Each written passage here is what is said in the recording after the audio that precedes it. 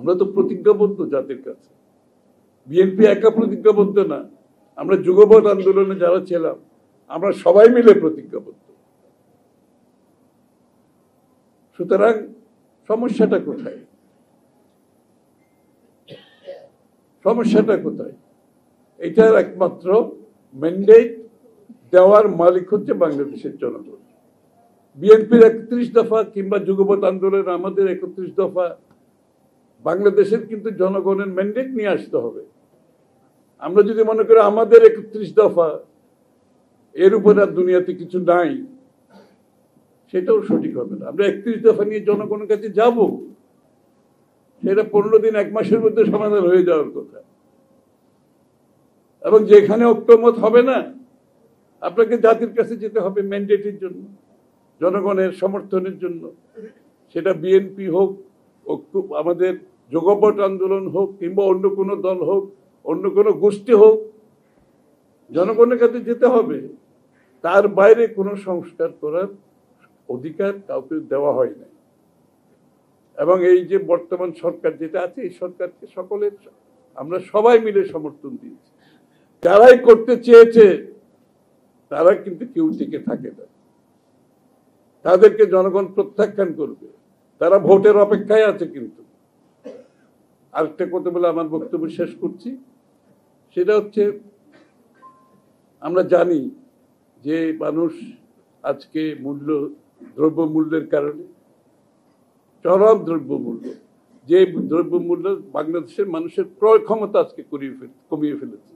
নিম্ন আয়ের মানুষ, তাদের খাওয়া দাওয়া রেশনিং করতে হচ্ছে, অনেকে 2 বেলা খেতে পারছে না। তার উপরে যখন আপনি একটা কর চাপাবেন, একটা ভিএটি চাপাবেন, তখন তো তাদের ক্রয় ক্ষমতা আরো কমে যাবে। এই মানুষগুলো তাদের 2 বেলা খেতে পারবে না, শুধু তাদের জীবনযাত্রার মান এত নিচে যাবে, তারা দরিদ্র সীমার নিচে চলে যাবে। নিম্ন মধ্যবিত্ত অনেকে দরিদ্র সীমার নিচে চলে যাবে। সুতরাং এই সময়, এরকম একটা কঠিন সময় যখন জনগণ অতিক্রম করছে, সেই সময় আপনি কর, এখানে ভিএটির মাধ্যমে তাদের জীবনকে আরো দুর্বিষহ করে তোলা হবে। এই জন্য আমরা আগেও বলেছি, আমি আবারও বলছি, আজকে এই সরকার একটি অন্তর্বর্তীকালীন বাজেট দেওয়া উচিত। সেই দুর্নীতিবাজ ফ্যাসিস্ট সরকারের যে বাজেট, সেই বাজেটকে তারা যদি বাস্তবায়ন করতে চায়, সেটা ভুল হবে। কারণ সেই বাজেট হচ্ছে দুর্নীতিবাজের বাজেট, এবং সেই বাজেটে অনেকগুলো প্রকল্প আছে, অনেকগুলো আপনার ব্যয় আছে, যেগুলো আমরা কাটছাঁট করতে পারি, যেগুলো আমরা স্থগিত করতে পারি। সেগুলো বাস্তবায়ন করার চেয়ে আপনার বাংলাদেশের মানুষের দুর্ভোগ, জনগণের কষ্ট লাঘব করা অনেক বেশি প্রয়োজনীয় বিষয়। কারণ সমর্থন দিয়েছি শেখ হাসিনার পতনের পরে বাংলাদেশে একটি নিরপেক্ষ সরকারের প্রয়োজনীয়তা ছিল। যতক্ষণ নির্বাচন হবে না, ততক্ষণ একটা নিরপেক্ষ সরকার থাকবে, তাই না? হ্যাঁ। সুতরাং সেটা ভেবে আমরা সবাই মিলে একটা নিরপেক্ষ সরকারের জন্য আজকের যারা সরকার আছে তাদেরকে সমর্থন দিয়েছি। আমরা কিন্তু সেই ক্ষমতায় অংশগ্রহণ করি নাই। বিএনপি তথা অন্যান্য দল আমরা সিদ্ধান্ত নিয়েছি যে আমরা সেই নিরপেক্ষ সরকারে কোনো রাজনৈতিক দলের ভূমিকা রাখার প্রয়োজন নাই। কারণ অন্তর্বর্তীকালীন সরকার বলেন, কেয়ারটেকার বলেন, এই সরকারগুলোর ক্যারেক্টার হচ্ছে, চরিত্র হচ্ছে নিরপেক্ষতা। সবচেয়ে বড় চরিত্র হচ্ছে এটা। এবং সেই নিরপেক্ষতা রক্ষার জন্য কোনো বিএনপি সহ আমরা রাজনীতিবিদরা সেই সরকারে যোগদান দিই না। আগামী নির্বাচনে এবং জনগণের ম্যান্ডেট নিয়ে সংসদে সেটা পাস করতে হবে। আর কোন দল, আর কোন গোষ্ঠী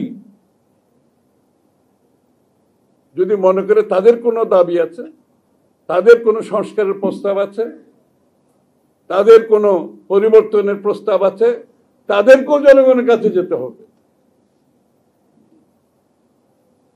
তারা এখানে বসে, কিছু বিজ্ঞ মানুষ যদি মনে করেন তারা বসে সিদ্ধান্ত দেবেন আগামীর বাংলাদেশ, যে যতই বিজ্ঞ হোক, বাংলাদেশের মানুষের মালিক, যারা দেশের মালিক, তাদের চেয়ে বিজ্ঞ কেউ হওয়ার সুযোগ নাই।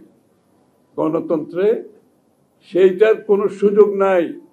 তাদের কোনো প্রস্তাব থাকলে তাদেরকে জনগণের কাছে যেতে হবে, জনগণের ম্যান্ডেট নিতে হবে, ম্যান্ডেট নিয়ে সংসদে আসতে হবে। সুতরাং জনগণ সিদ্ধান্ত নেবে।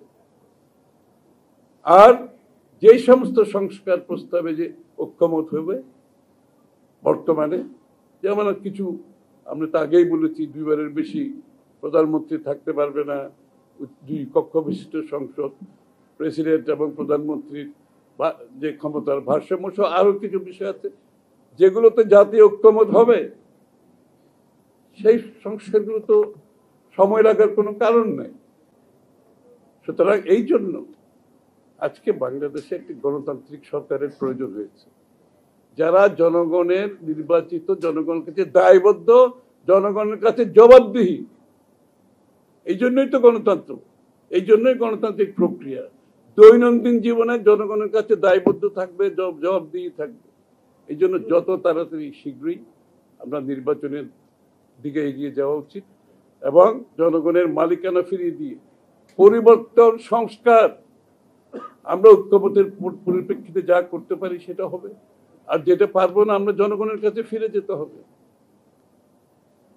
বাংলাদেশের মালিক হচ্ছে জনগণ, এই কথাটা আজকে 15 বছর ধরে আমরা বলে আসছি।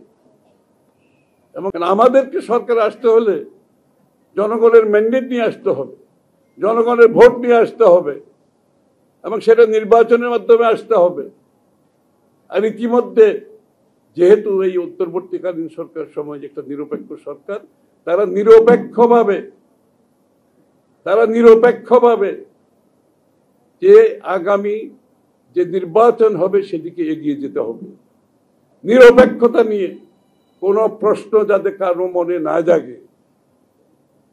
নিরপেক্ষতা নিয়ে যদি প্রশ্ন জাগে তাহলে সেটা হবে এই আন্দোলনের, এই ত্যাগের, এই 15 বছর ত্যাগের যে রক্ত দিয়েছে, প্রাণ দিয়েছে, তাদের প্রতি বেইমানি করা হবে।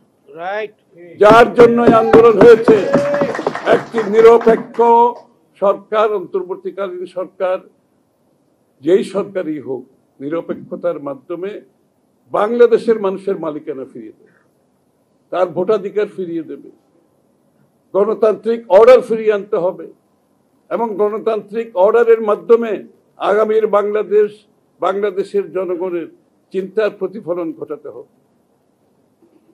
আবার এই গণতান্ত্রিক প্রক্রিয়া হচ্ছে কারেকশন প্রসেস।